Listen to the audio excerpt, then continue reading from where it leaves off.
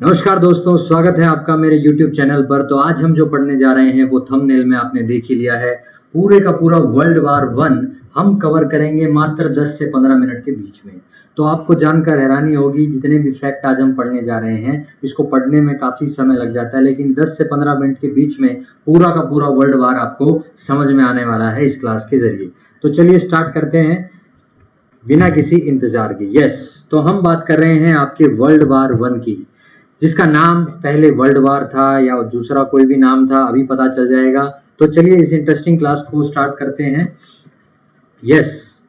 सबसे पहले हम बात करते हैं कि इसके अन्य नाम क्या थे, यानी दूसरा किस नाम से ये जाना जाता था। तो इसके अलग अलग नाम थे। सबसे पहले हम बात करें कि इसका वर्ल्ड वार वन कैसे नाम पड़ा या इससे अलग दूसरे कौन से नाम थे। तो इसको द ग्रेट वार के नाम से जाना जाता था। पहला नाम इसका है द ग्रेट वार। दूसरा, इसको ग्लोबल वार के नाम से भी जाना जाता है। और तीसरा, इसको एक और नाम से जाना जाता है the war to end all war. ये हैं इसके तीन इंपॉर्टेंट नाम, आपको याद रखने हैं। The great war, the global war and the war to end all the वार।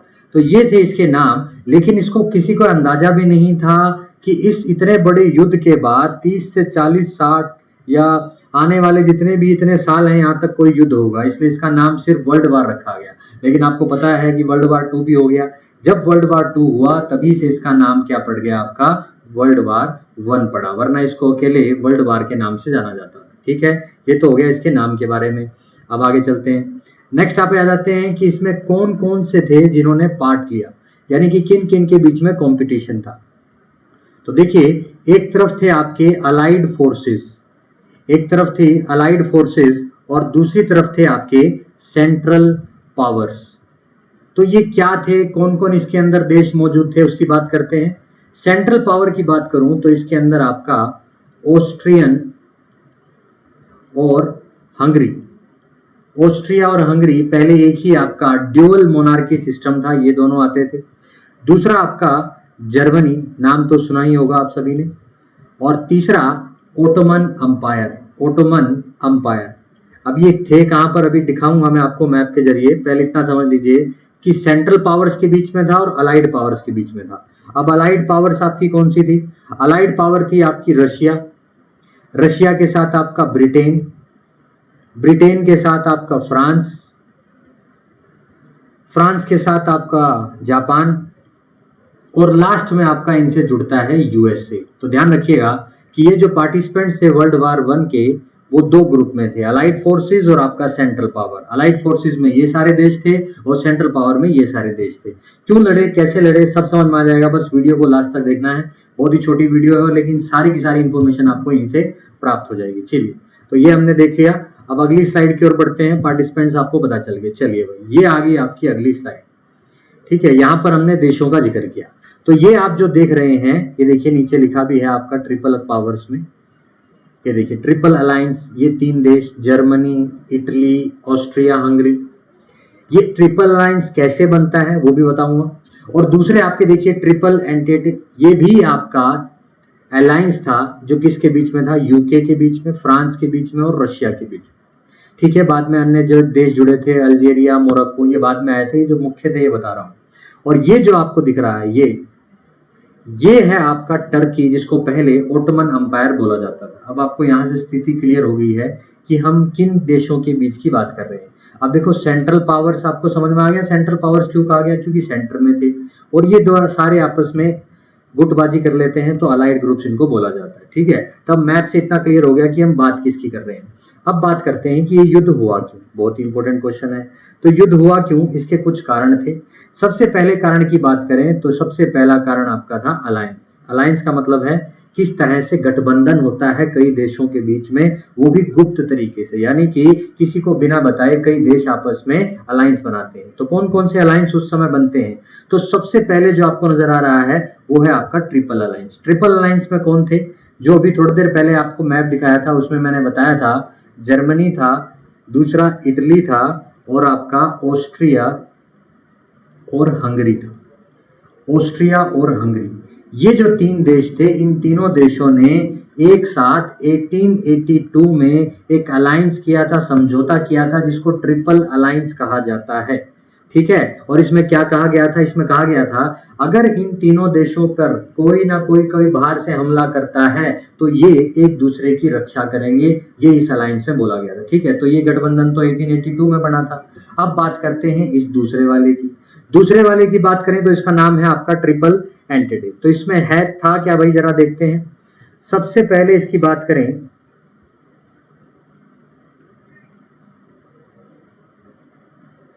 यहाँ पे जगह खाली कर देते हैं क्योंकि थोड़ा सा जगह चाहिए एक्सप्लेन करने के लिए। एंटेंटे कोर्डियल, ये एक अलायंस या गठबंधन बना था नॉर्थ अफ्रीका के इशू को लेकर। ठीक है, और ये किसके किसके बीच में बना था? ब्रिटेन के बीच में प्लस फ्रांस के बीच में। ठीक है, ये हमें पता चला कि ब्रिटेन और फ्रांस आपस में समझौता कर लेते हैं कि नॉर्थ अफ्रीका में जो उनकी टेरिटरीज हैं, जो उनके एरिया हैं, वो उनमें एक दूसरे के ऊपर हमला नहीं करेंगे। इसको एंटेटे कोर्डियाल्स कहा गया। ठीक है, और ये जो एंटेटे कोर्डियाल था ये आपका 1904 में साइन किया गया था। फिर उसके बाद में क्या हुआ? 1907 के अंदर इसके अंदर एक और देश मिल जाता है जो है आपका रशिया। तो यहां पर कुल मिलाकर कितने देश हुए? 3। कौन कौन से? रशिया हुआ, ब्रिटेन हुआ और फ्रांस हुआ। ये तीनों के तीनों किसमें थे? ट्रिपल एंटेटे में शामिल थे। और ये ऊपर वाले ट्रिपल अलायंस के बता ही चुका मैं आपको। तो यहां से ये जानने बहुत जरूरी है, ध्यान रखिएगा। 2 मिनट में पता चल जाएगा कि अलायंस याद रखने जरूरी क्यों है। चलिए अगली स्लाइड पे चलते हैं। नेक्स्ट जो इसका कारण था वो था आपका मिलिटरिज्म। मिलिटरिज्म का देखिए सैनिक आपको दिख रहा है। जितने भी शक्तिशाली देश थे उस समय के, वो दर्शाना चाहते थे कि हमसे बलवान कोई नहीं है, हमसे शक्तिशाली कोई नहीं है, हमारी मिलिट्री सबसे ऊपर, हमारे पास ये जहाज है, हमारे पास ये बम है। तो वो अपना मिलिटरिज्म पावर दिखाना चाहते थे। ये भी इस युद्ध का एक महत्वपूर्ण कारण बना। पिछले जो कारण बताए वो याद रखना, अलायंस वाला आगे यूज होगा। मिलिटरिज्म दिखाना कारण बना। तीसरा कारण था इंपेरियलिज्म। इंपेरियलिज्म का मतलब होता है साम्राज्यवाद। साम्राज्यवाद का मतलब क्या होता है भाई आपका? कि अपने साम्राज्य को बढ़ाना, आगे की तरफ फैलाना। यानी कि उस समय जितने भी देश थे यूरोपीय क्षेत्र में, वो एक्सपेंड करना चाहते थे, आगे बढ़ना चाहते थे। इसका एग्जाम्पल आपको पता ही है, जैसे कि ब्रिटेन। ब्रिटेन यूरोपीय देश है और ब्रिटेन उस समय धरती के ऊपर मौजूद 25% देशों पर कब्जा कर चुका है, ये आपको पता ही है। तो ब्रिटेन की ये नीति है इंपीरियलिज्म की।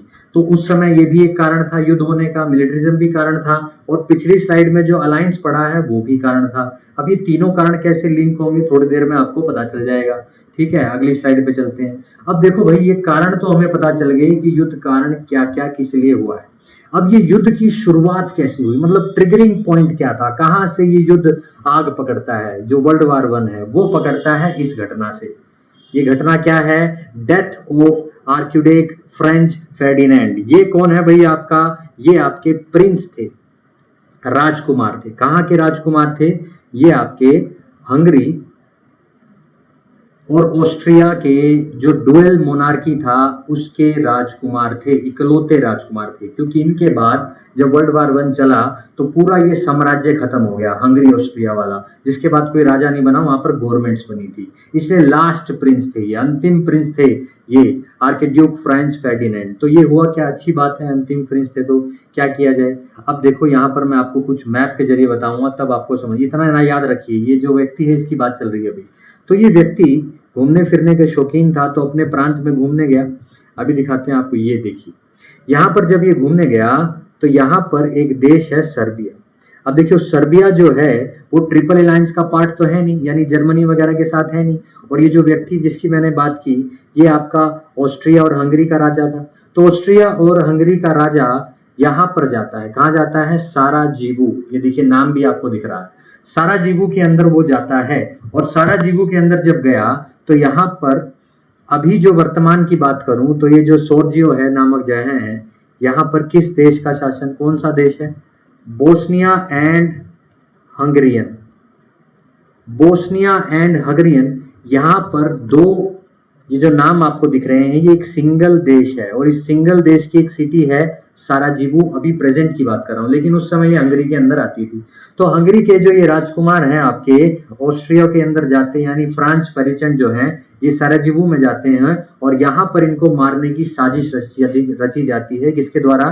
सर्बिया के अंदर मौजूद जो डिप्लोमेट्स होते हैं, डिप्लोमेट्स मतलब जो वहां पर चलाने वाले जितने भी आपके तंत्र होते हैं, अधिकारी होते हैं, वो एक प्लान बनाते हैं और प्लान के जरिए क्या करते हैं भाई, एक व्यक्ति है जिसका नाम है गोवरिलो प्रिंसिप। गोवरिलो प्रिंसिप नामक व्यक्ति को वो भेजते हैं इस प्रिंस को मारने के लिए, आर्किड्यूक को। तो देखिए यहाँ पर क्या हुआ, सर्बिया इस पे अटैक क्यों करना चाहता था? क्योंकि ये जो बोस्निया वाला हिस्सा है जहां पर ये आपका घूमने आए थे राजकुमार, इसको अपने अंदर मिलाना चाहता था। यानी कहना क्या चाह रहा हूं मैं कि ये जो सर्बिया वाला देश था ये इस इलाके को अपने अंदर मिलाना चाहता था हंगरी से आजाद करके। तो राजकुमार को मारने का प्लान बनाया और इस व्यक्ति ने इनका कत्ल कर दिया। कौन से व्यक्ति ने कत्ल किया? आपको अभी नाम दिखा था, गोवरिलो नामक व्यक्ति ने इनका कत्ल कर दिया। 28 जून 1914, 28 जून 1914 को कत्ल कर दिया गया। किसका कत्ल कर दिया गया? जो आपके हंगरी के लास्ट प्रिंस थे। अब जैसे ही कत्ल हुआ तो ये बदला तो लेना था भाई, ऑस्ट्रिया वालों ने बदला लेना था, उसका राजकुमार मार दिया। अब इन्होंने धमकी दी किसको? सर्बिया को। जैसे ही इनको पता चला तो ऑस्ट्रिया की जो आर्मी है उन्होंने धमकी दी और बोला कि आपको हम थ्रेटन करते हैं, यानी आपको हम डराते हैं कि हमारे साथ आ जाओ वरना तुम्हारे को मार दिया जाएगा, मिसाइल्स के या सैनिकों के थ्रू हमला करके आपको जगह को खाली कर दिया जाएगा। तो सर्बिया वाले डर गए, तो उन्होंने मदद की गुहार लगाई किससे? रशिया से।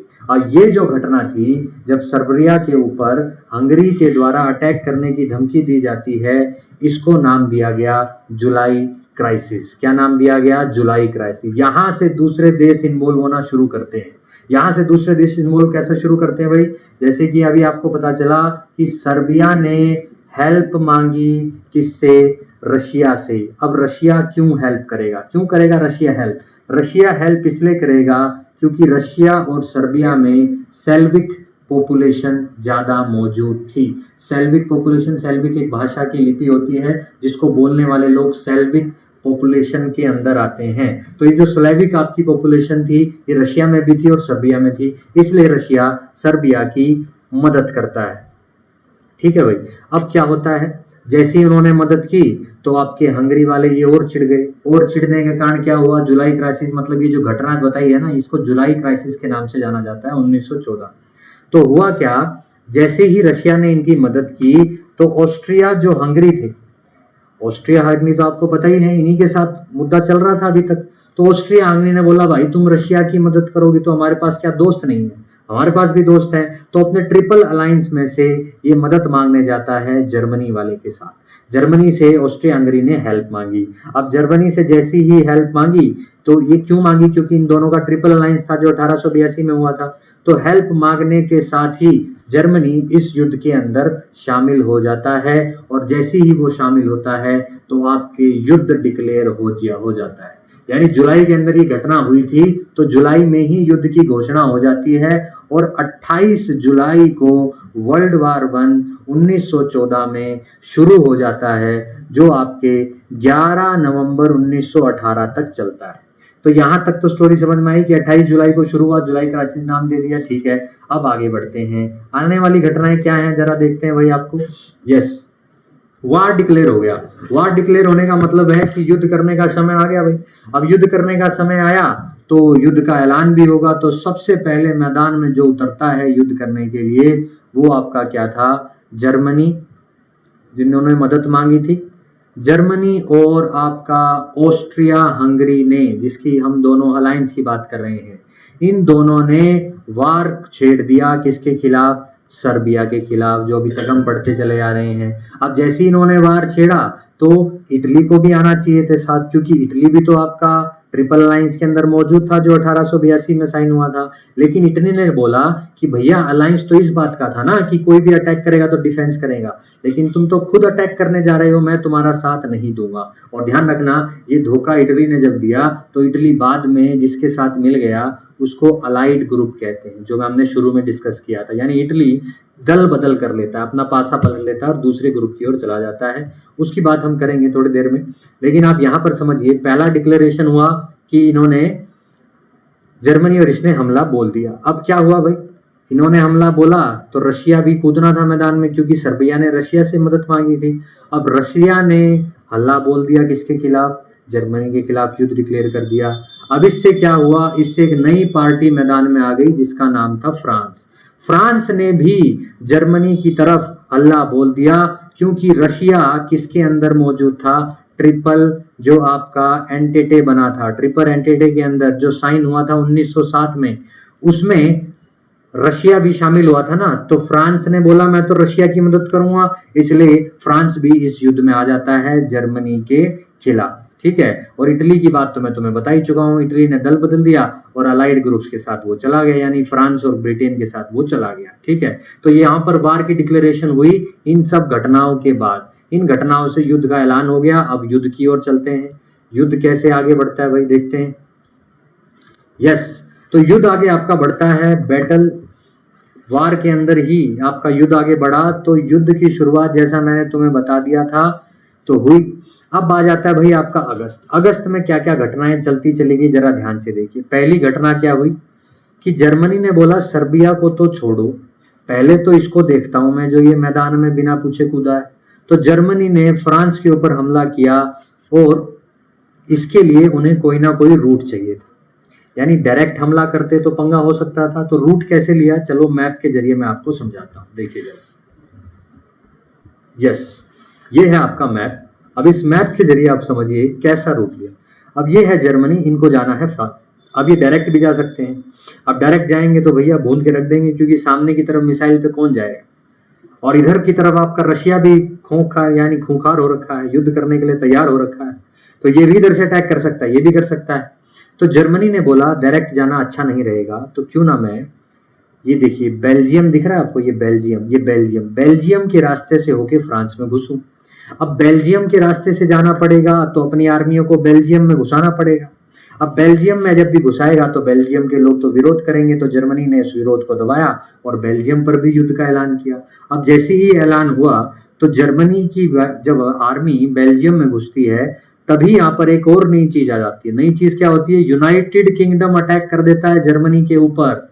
देखिए ऐसा क्यों हुआ, जर्मनी जब फ्रांस पे अटैक करने जा रहा था तो बेल्जियम का रास्ता अपनाया, लेकिन बेल्जियम में जैसे ही उसने अटैक किया, जर्मनी ने आर्मी पहुंचाई, तो यूनाइटेड किंगडम ने जर्मनी के ऊपर अटैक कर दिया, यानी डिक्लेयर कर दिया। क्यों डिक्लेयर कर दिया, क्योंकि 1839 में ब्रिटेन और बेल्जियम के बीच में एक संधि हुई थी, जिसमें ब्रिटेन ने बोला था कि बेल्जियम तू घबरा मत बच्चे, जब भी तेरे पे हमला होगा तो मैं तेरी रक्षा करूंगा। तो ब्रिटेन तो भैया इसलिए युद्ध में आया क्योंकि बेल्जियम का बीच में इन्वॉल्वमेंट हो गया। तो अभी तक आप स्टोरी समझ पा रहे हो, मतलब भैया चक्कर तो था इनका, ये चाहते थे इसको पाना, इसके चलते इनका प्रिंस मार दिया। अब इन्होंने बदला लेने के लिए इसको धमकी दी, इसको धमकी दी तो सर्बिया वालों ने रशिया का हेल्प मांगी। अब रशिया जैसे ही मैदान में कूदा तो रशिया की मदद करने के लिए फ्रांस भी आ गया, क्योंकि वो ट्रिपल एंटिटी में शामिल था। अब इस पे जब अटैक करने ये आए तो बेल्जियम में घुसे, बेल्जियम में घुसते ही तो बेल्जियम की संधि ब्रिटेन के साथ थी, तो ब्रिटेन बोला कि हिम्मत कैसी हुई बेल्जियम में घुसने की, तो ब्रिटेन के साथ ये भी आ गया। प्लस यूके ने अपनी सेना फ्रांस में भी भेजी। क्यों भेजी, क्योंकि ये तीनों के तीनों कौन कौन, यूनाइटेड किंगडम, फ्रांस और जर्मनी ट्रिपल एंटिटी के अंदर मौजूद थे, जो आपका साइन किया गया था, मैंने आपको बताया था 1907 के अंदर। तो भैया ब्रिटेन ने अपनी सेना फ्रांस में भेज दी। अब ब्रिटेन की सेना बड़ी थी, फ्रांस की सेना भी बड़ी थी, तो इन फ्रांस और ब्रिटेन की सेना ने जर्मनी का अटैक विफल कर दिया, यानी कि फेल कर दिया। ठीक है, तो जर्मनी का फ्रांस में घुसना हो गया फेल। तो जर्मनी ने सोचा भाई ये तो दिल पे बात लग गई, तो फ्रांस की ओर हमला करना अच्छा ना रहा, तो क्यों ना मैं अब किसी और तरफ चलूं। और तरफ जाने के लिए उसने क्या किया, उसने बोला चलो मैं रशिया पे अटैक करता हूँ। रशिया ही सही, रशिया पे अटैक करते हैं। तो रशिया में अटैक किया बड़ा, और भैया बड़ा धांसू अटैक किया। रशिया के 3 लाख सैनिकों को मार दिया गया। ठीक है, अब 3 लाख सैनिकों को मार दिया तो रशिया हो गया कमजोर। रशिया कमजोर होते ही उसके पुराना दुश्मन कौन था, ओटमन अंपायर। जैसे ही रशिया कमजोर हुआ जर्मनी के हमले से, तो टर्की के अंदर, जो वर्तमान में टर्की है, उसका पुराना नाम ओटमन अंपायर था, ओटमन अंपायर ने हमला बोल दिया रशिया के ऊपर। कब? 29 अक्टूबर 1914 को। ठीक है, अब इस हमले के पीछे क्या कारण था अभी बता देता हूं, लेकिन आप देख रहे हो धीरे धीरे कैसे आसपास के देश मिलते जा रहे हैं, इसीलिए वर्ल्ड वार इसका नाम है। अब यहां तक स्टोरी समझ में आई कि ओटोमन ने हमला कर दिया रशिया के ऊपर, चलो अच्छा है, लेकिन क्यों किया, इनकी दुश्मनी क्यों चल रही थी? देखिए, रशिया अगर मेडिटेरियन सी में, जो भूमध्य सागर है, यहाँ पर व्यापार करना चाहता है, तो उसका रास्ता यहाँ से होते हुए जाएगा। ये देखिए, समुद्री रास्ता यहाँ से होते हुए जाएगा। तो ये जो एरिया आप देख रहे हैं बीच में, जमीन के बीच में अगर कोई पतला रास्ता हो ना, समुद्री या कोई दो समुद्रों को जोड़ता हुआ, उसको स्ट्रेट कहते हैं। तो यहाँ पर एक स्ट्रेट है जिसका नाम आपने सब सुना ही होगा, जो पढ़ते हैं व्यक्ति। इस स्ट्रेट के अंदर जब हम घुसेंगे तो एंट्री पे राज किसका होगा? टर्की का राज होगा। अब टर्की चाहेगा कि जो हमारी जगह है इस पे और कोई ना आ सके। अब कोई ना आ सके तो वो रोकेगा। तो रशिया का यही दुश्मनी थी ओटोमन अंपायर के साथ, और जिस स्ट्रेट की हम बात कर रहे हैं वो स्ट्रेट कंट्रोल की जाती थी टर्की के द्वारा। तो इसीलिए इनकी पुरानी दुश्मनी चलती आ रही है। तो ये कारण था ओटोमन अंपायर का युद्ध में कूदने का। ठीक है भाई, कूद गए तो अच्छी बात है, आ जाओ, आपका भी स्वागत किया जाएगा।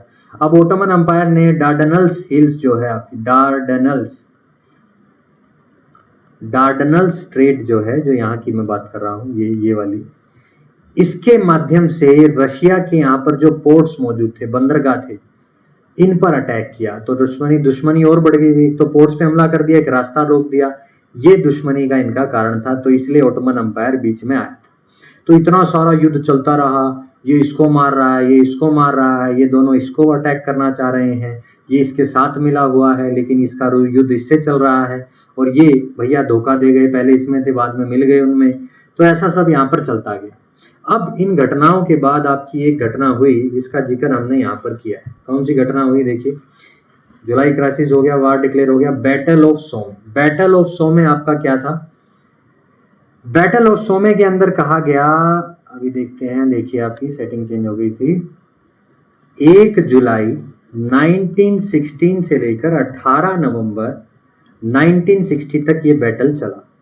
इस बैटल में करीब 80,000 लोग मरे। और ये जो 80, एक्स्ट्रा जीरो लग गया, 80,000 जो लोग मरे वो अलाइड पावर्स के मरे। अलाइड पावर्स यानी जर्मनी बहुत शक्तिशाली था, और उसने अलाइड पावर्स के, फ्रांस, यूके और आपके रशिया, इनके इतने सारे सैनिक मार दिए इस युद्ध के अंदर। बैटल ऑफ सोम कब हुआ था? 1916 के अंदर हुआ था। तो भैया इसका बहुत आघात पहुंचा, दिल पे लग गई फ्रांस और इसके। तो दिल पे लगते ही उन्होंने अगले स्टेप उठाने थे। वो अगले स्टेप क्या उठाए अभी दिखाता हूं आपको, देखिए मैप के थ्रू। अगले स्टेप इन्होंने ये उठाए कि ये दोनों, देखो नीचे है आपका अफ्रीका, नीचे क्या है आपका? अफ्रीका, ये नीचे अफ्रीका है। तो अफ्रीका के ऊपर भैया राज था किसका? जर्मनी के कुछ क्षेत्र थे वहां पर। तो वहां पर यूके और फ्रांस जाकर अटैक करते हैं। किन एरियाज पर? अफ्रीका के उन एरियाज पर जिन पर जर्मनी और ओटोमन, ये ऑस्ट्रिया हंगरी का राज है। तो वहां पर इन्होंने अटैक किया। प्लस इस भागीदारी में एक और प्लेयर सामने आता है, और वो प्लेयर था आपका जापान। कौन सा प्लेयर था आपका? जापान। अभी बात करते हैं जापान की। जापान कैसे आता है? यस, जापान ऐसे आता है कि जापान का जो एक अलायंस हुआ था, जापान का एक अलायंस हुआ था किसके साथ? ब्रिटेन के साथ। ब्रिटेन और जापान में अलायंस हुआ था, जिसमें एक दोनों के दोनों ने ये बोला था कि दुश्मनों को मारने के लिए हम एक दूसरे की मदद करें। तो जापान भी उधर से हमला करता है। किस एरिया पर? चाइना के एरिया पर। और चाइना उस समय पावरफुल नहीं था। चाइना के सभी हिस्सों पर मोस्टली जिसका कब्जा था वो जर्मनी और ऑस्ट्रिया और हंगरी के अंपायर थे। तो जर्मनी और ऑस्ट्रिया के अंपायर पर, जो चाइना में मौजूद थे टेरिटरीज इन दोनों की, वहां पर आपका जापान अटैक करता है ब्रिटेन की हेल्प के लिए, क्योंकि जापान और ब्रिटेन में संधि हो रखी थी। तो यहां से भैया जापान एंट्री लेता है। तो जापान एंट्री क्यों लेता है? क्योंकि उसका ब्रिटेन के साथ आपका मैत्री संबंध थे, यानी उससे रक्षा करने की उसकी ठानी हुई। ठीक है, अब यहां से आपको ये पता चला। अब ओटोमन जो अंपायर था, ओटोमन ने क्या किया? ओटोमन ने दोबारा से रशिया के ऊपर अटैक किया। किस पे? जो आपका काला सागर है, ब्लैक सी, जो मैंने थोड़ी देर पहले जिक्र किया था, वहां पर मौजूद पोर्ट्स पर हमला किया। अब इस बीच में नए प्लेयर आते हैं भाई। नए प्लेयर कौन से आए? ऑस्ट्रेलिया और न्यूजीलैंड। ऑस्ट्रेलिया और न्यूजीलैंड ने ओटोमन पर हमला किया, वार किया, अटैक किया। कौन सी जगह पर अटैक किया? ओलियोपोली सिटी पर अटैक किया। ध्यान रखना, ओलियोपोली सिटी ओटमन जो आपका टर्की है वहां पर आती है, और वहां पर अटैक किया ऑस्ट्रेलिया और न्यूजीलैंड की आर्मी ने ब्रिटेन का समर्थन करने के लिए, क्योंकि कॉमनवेल्थ कंट्रीज के अंदर ही आती हैं, ब्रिटेन शासित प्रदेश में आते हैं तो मदद के लिए आए। ठीक है, तो ये सब चलता जा रहा था, बहुत सारे युद्ध हो रहे थे। फिर आगे नेवी पे उतर गए।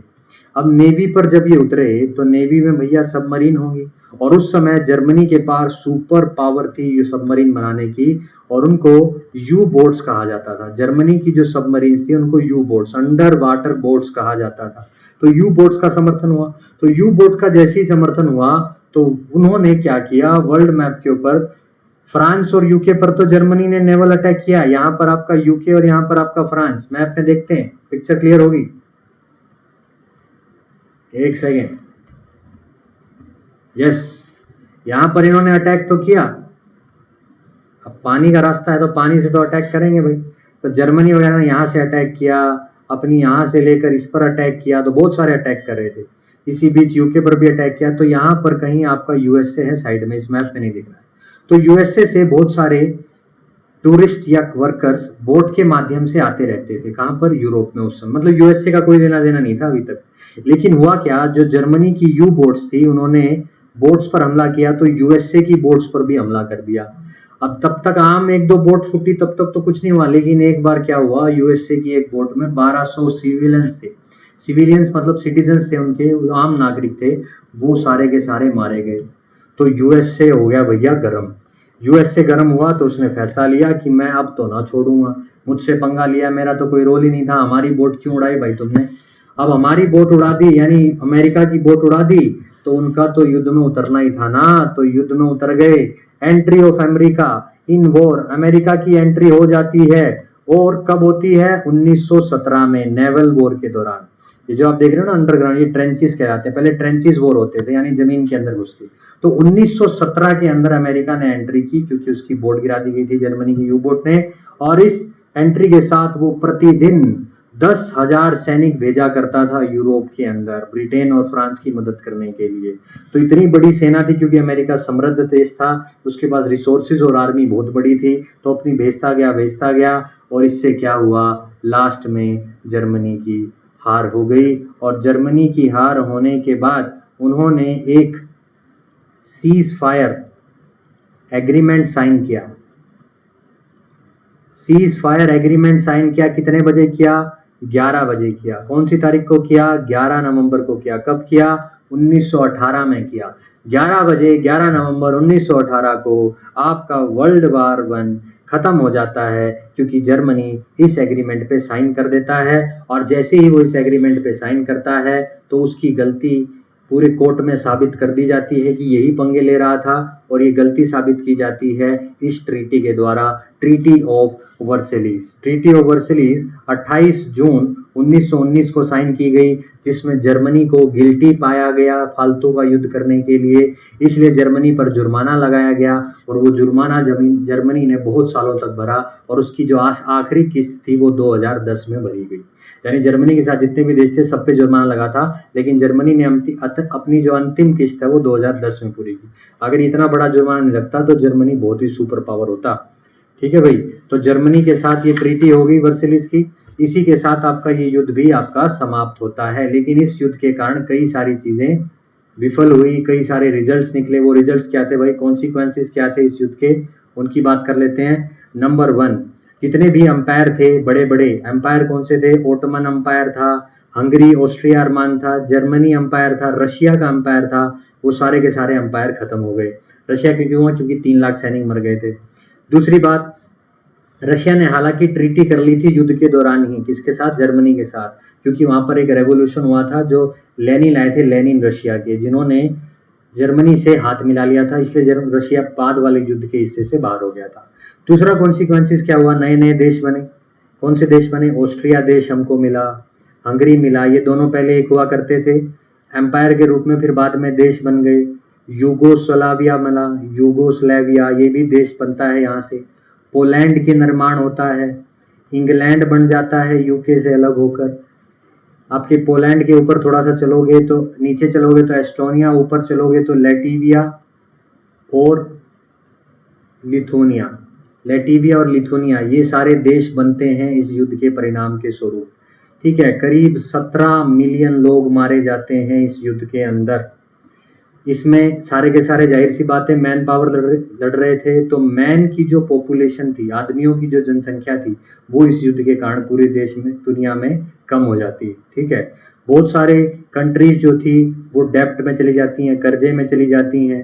ब्रिटेन और जो फ्रांस थे, जीत तो इन्हीं की हुई थी ना यूएसए के साथ मिलकर, ब्रिटेन और फ्रांस ने जर्मनी के द्वारा कैप्चर किए गए दुनिया भर की टेरिटरीज पर अपना कब्जा कर लिया।